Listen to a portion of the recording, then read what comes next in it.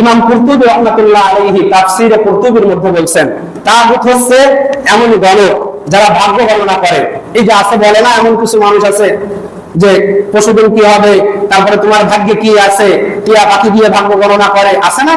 এই ভাগ্য গণক এরা হচ্ছে তাগুত, এদের কাছে যাওয়া যাবে না।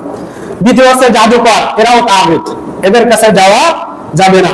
শয়তান, যেহেতু প্রথম থেকে সবচেয়ে বড় তাগুতই শয়তান, এই শয়তানই এই সমস্ত পথ মত সৃষ্টি করে।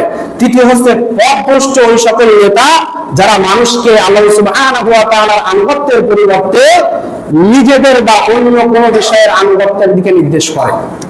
পথভ্রষ্ট ওই সকল নেতা যারা আল্লাহ সুবহানাহু ওয়া তাআলার আনুগত্য থেকে মানুষদেরকে দূরে রেখে তারা নিজেদের আনুগত্যের কথা বলে কিংবা অন্য কোনো মানুষদের আনুগত্যের কথা বলে, এরাই হচ্ছে তাগুত। আমি একটু আগে উদাহরণ দিলাম, আরেকটা উদাহরণ আপনাদের সামনে আমি দিই।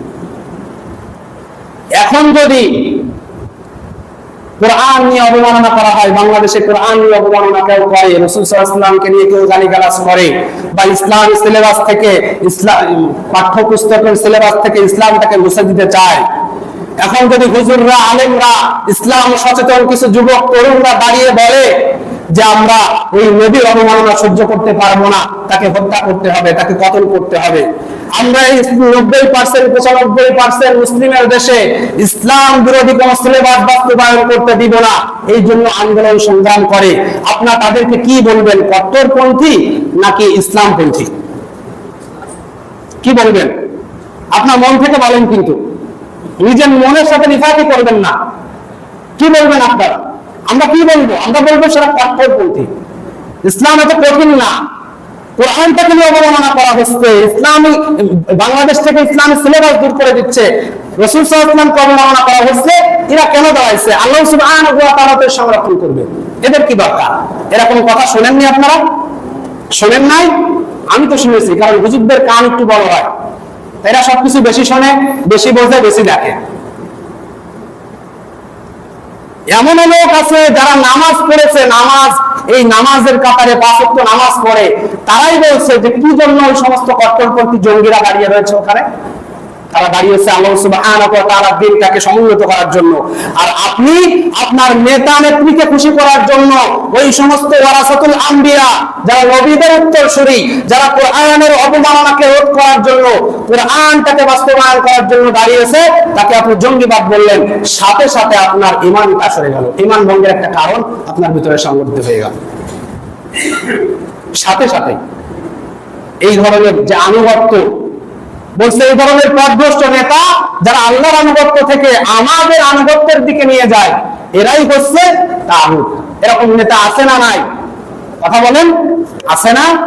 এজন্য ভাইরা, আপনি দল যেটা করেন, আমি বলবো না এই দল করেন ওই দল করেন, আমি বলবো না, কিন্তু যখন ইসলামের প্রশ্ন আসবে, কোরআনের প্রশ্ন আসবে, রাসূলের প্রশ্ন আসবে, তখন আপনি যদি কোরআনের পক্ষে, রাসূলের পক্ষে, ইসলামের পক্ষে দাঁড়াতে না পারেন, তখন আপনি মনে করবেন যে আপনি তাগুতের অনুসরণ করছেন। কার অনুসরণ করছেন?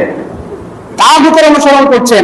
যদি আপনার নেতা নেত্রী আপনাকে ওই পক্ষে দাঁড়াতে নিষেধ করে, আপনার দল, আপনার পদমর্যাদা যদি আপনার ইসলামের পক্ষে দাঁড়াতে নিষেধ করে, তাহলে আপনার দল, ওই পদমর্যাদা তাগুতের সমকক্ষ হয়ে বসে রয়েছে।